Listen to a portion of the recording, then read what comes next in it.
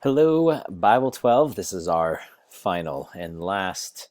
Final and last are the same word. That was redundant. This is our final online class session together.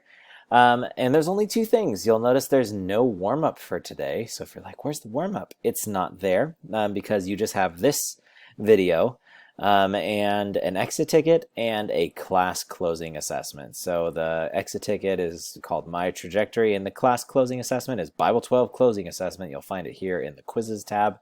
And again, it's a lot of big points from this year, not just like the minutia of like all the things that we've covered, but like the kind of like big ideas throughout the course.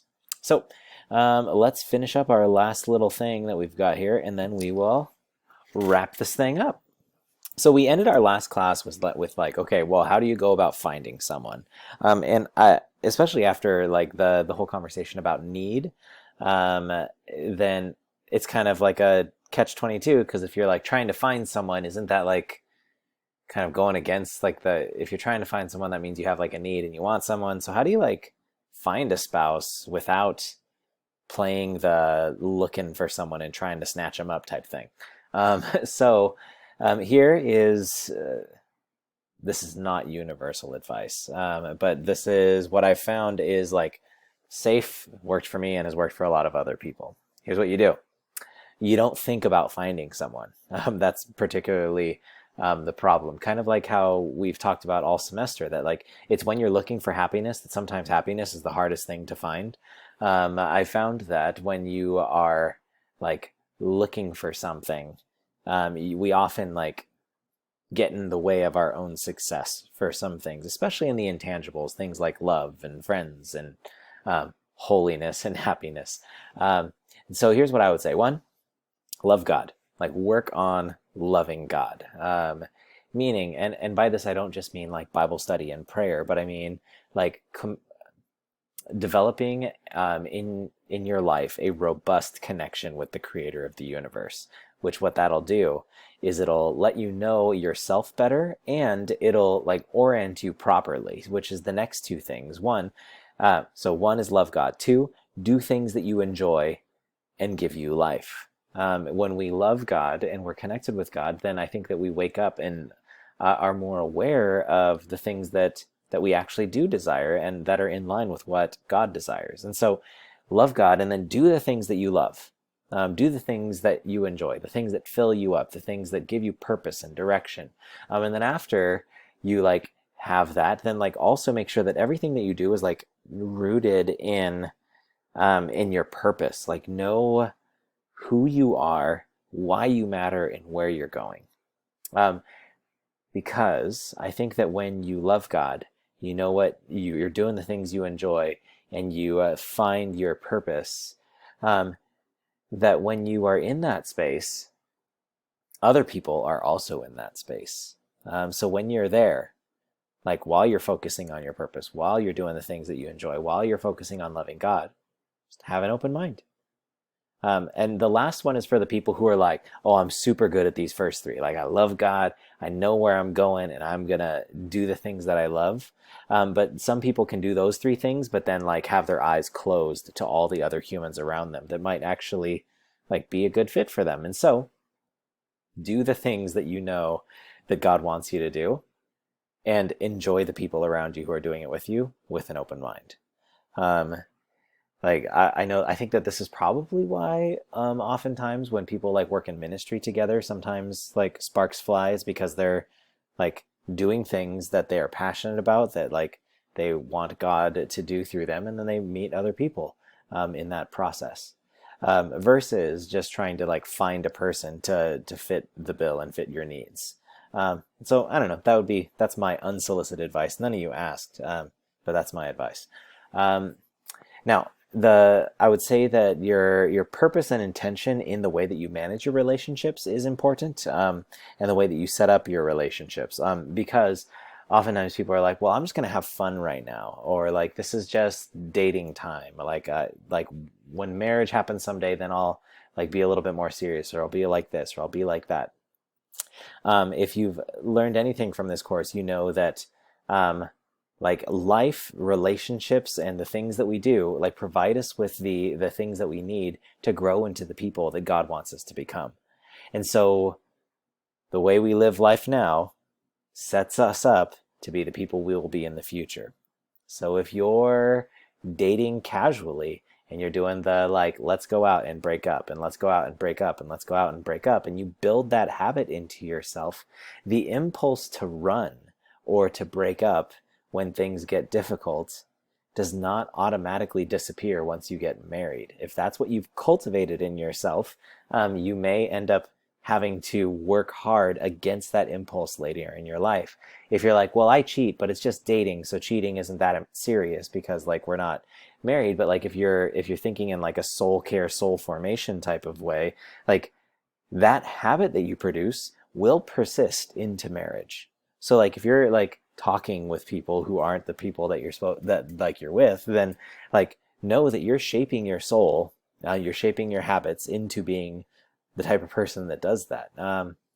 If you're like, well, I'm dating this person, but like I like checking people out, or like so many of the negative habits that we have, even like the way that you argue. If you're like, okay, well, like eventually when I get married, when I find the right person, arguments won't be this way. No, because you take yourself into those relationships, and so those habits for how to argue will persist. C.S. Lewis has a beautiful insight on this. In his work, The Weight of Glory.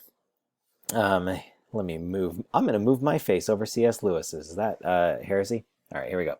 He says, "It is a serious thing to live in a society of possible gods and goddesses, to remember that the dullest and most uninteresting person you talk to may one day be a creature which, if you saw it now, you would be strongly tempted to worship, or else a horror and a corruption such as you now meet, if at all, only in a nightmare." And what Lewis is talking about here is he's like, okay, if we have this eternal, immortal soul that pushes us to one of two different destinies, the one destiny being like the eternal, glorified, uplifted human being that God designed us to be, or the wretched horror, unredeemed, unholy being that is like fully removed from the goodness of God, like one of those occurs in nightmares and one of those occurs in dreams, and those are our eternal destinies, right? So that's what the point of reference that he's using for this quote here. He's like, okay, yeah, every person that you talk to is either going to one day be one of those creatures that right now if you saw it you'd be like, holy cow, I should worship you, or wow, that's terrifying and ugly. Now, let's pick it up here. All day long we are in some degree helping each other to one or other of these destinations. It is in the light of these overwhelming possibilities, it is with the awe and the circumspection proper to them, that we should conduct all our dealings with one another. All friendships, all loves, all play, all politics. There are no ordinary people. You have never talked to a mere mortal. Nations, cultures, arts, civilizations, these are mortal, and their life is to ours as the life of a gnat. But it is immortals whom we joke with, work with, marry, snub, and exploit. Immortal horrors or everlasting splendors. This does not mean that we are to be perpetually solemn. We must play, but our merriment must be of that kind, and it is, in fact, the merriest kind, which exists between people who have, from the outset, taken each other seriously. No flippancy, no superiority, no presumption, and our charity must be a real and costly love, with deep feelings for the sins in spite of which we love the sinner. No mere tolerance or indulgence, which parodies love, as flippancy parodies merriment. If we sum this whole thing up, some people actually have like often misquoted C.S. Lewis in this text, but like summed up the idea of what he says and says, each day we are becoming a creature of splendid glory or one of unthinkable horror. And so what I hope you've learned in this course is that whether it's like the four Greek loves, which is the storge, your family loves, your philia loves with your friendships, your eros loves with your romantic interests, your divine love and that connection with the creator of the universe, or if it's in your marriage relationship or in your singleness or in your dating relationships, in each of these things you have been entrusted with the gift of your own soul, and so you need to steward yourself because to be responsible for yourself and take ownership of your decisions, because each day those decisions that you make send you on one of those two trajectories that C.S. Lewis is talking about, either toward a creature of splendid glory or one of unthinkable horror. And so each day, like in the love, dating, and marriage scope, you're making yourself an amazing spouse or like a terrible spouse. Even if you're not married yet, your decisions are creating that in you. But this is not where it ends. It means that you also are responsible for others, that like you're checking out, you're dating, you're flirting with, you're breaking up with, you're arguing with someone's future spouse, someone else's future spouse. That person is going to be someone else's future spouse. And they, again, like they're not just like foils, they're not just like two-dimensional figures in your universe, but they are like either splendid glories or unthinkable horrors, right? And so when we make our choices, when we take our decisions, let's make sure that we're making decisions in such a way that we are aware of the fact that we are talking to immortals, that we are dealing with people that should not be taken lightly. And ladies and gentlemen, this is the last bit of our class. So here is your exit ticket. I want you to think about that trajectory. When it comes to the daily decisions you make, do you find that you are on a trajectory toward Lewis's creature of splendid glory or creature of unthinkable horror? Which of those trajectories do you find yourself on? And what can you do to ensure that you stay on or move to the glory path? If you're like, I feel like I'm on the glory path, what do you do to maintain that as you move on from here? If you're like, I'm definitely on the unthinkable horror path, how do you move to the glory path? What does that look like for you to allow God to do that in you? And so you've got these two things to wrap up today's class. You are going to either, first, you're going to do this exit ticket, and then last, you'll have this quiz, Bible 12 closing assessment. And that's all that we have today. In fact, that's all that we have for this year.